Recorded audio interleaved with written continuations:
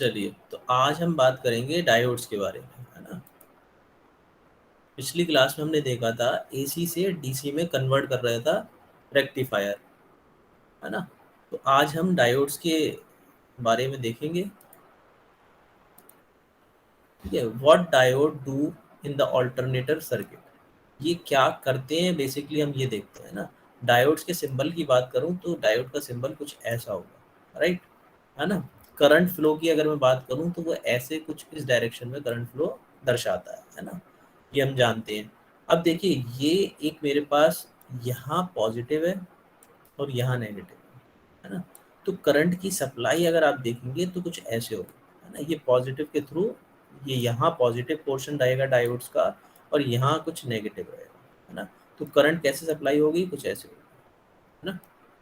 ये रेजिस्टेंस है, ये कोई लोड उसने दर्शाया है ना।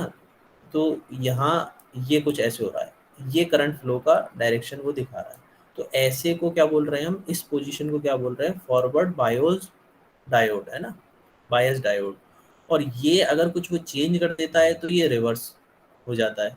इस केस में करंट फ्लो नहीं होगा, है ना। इस केस में करंट फ्लो नहीं होगा। इसीलिए हमने पिछली क्लास में देखा था, जब मैं यहाँ डायोड लगा रहा था, जब यहाँ डायोड लगा के करंट फ्लो करा रहा था, तो केवल एक ही डायरेक्शन में करंट फ्लो हो रहा था, है ना। यहाँ डायोड्स लगे थे तो डायरेक्ट इस डायरेक्शन से इस डायरेक्शन में ही आ रहा था करंट, इस डायरेक्शन में नहीं जा रहा था, अपोजिट डायरेक्शन में नहीं जा रहा था।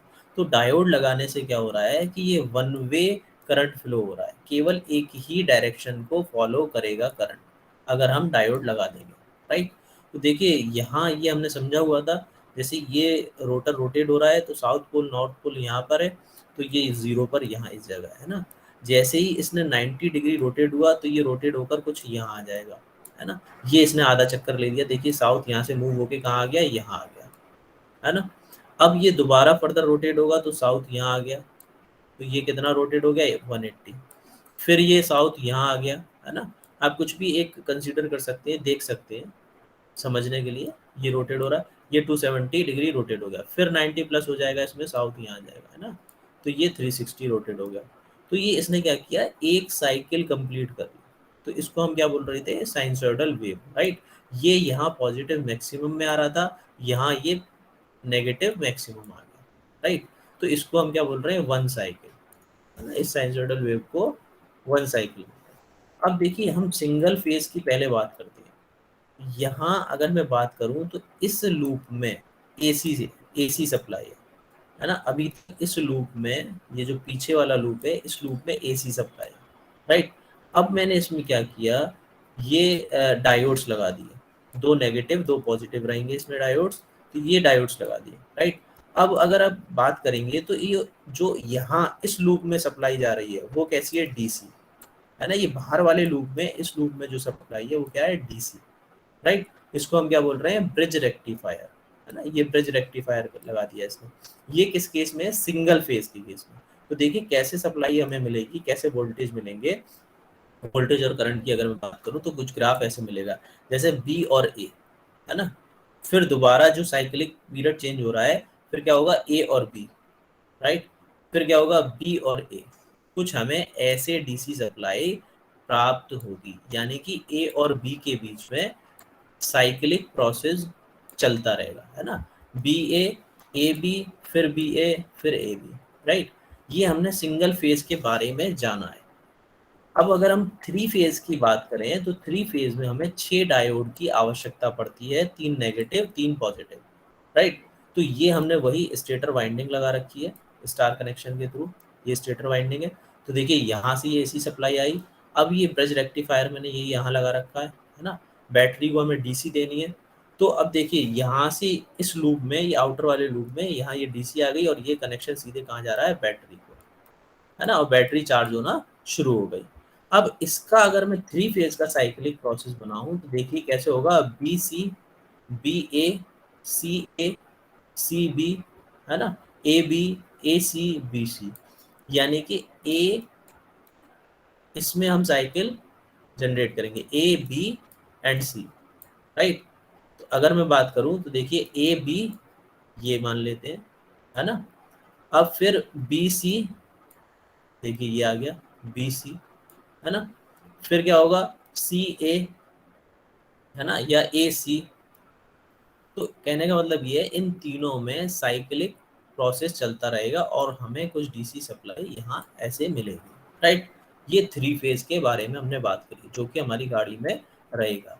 अब हम बात करेंगे एडवांटेजेस की। क्या एडवांटेजेस हैं डायनमो के कंपैरिजन में ऑल्टरनेटर में, राइट। तो आजकल जो गाड़ियों में हम प्रयोग करते हैं वो ऑल्टरनेटर प्रयोग करते हैं। तो डायनमो क्यों ऑब्सोलीट हो गया, ये वो रीजन बताना चाह रहा है ना।